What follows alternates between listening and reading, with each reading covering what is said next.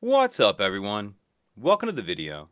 Today we're going to take a look at how to replace the battery in this Toyota Land Cruiser remote key fob. This Land Cruiser key fob is going to use replacement battery CR2032. I'll put a link in the description box of this video to where you can purchase this battery if you're in need. So the first thing we need to do is remove the emergency key that's in the bottom of the key fob. That's done by pressing this release on the back that my finger's on. Hold that button down, and then the emergency key will pull out like that.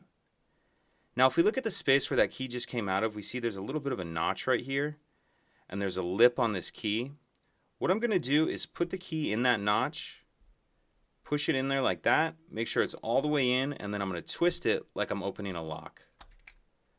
And as I do that, you can see it splits the two halves of the shell apart.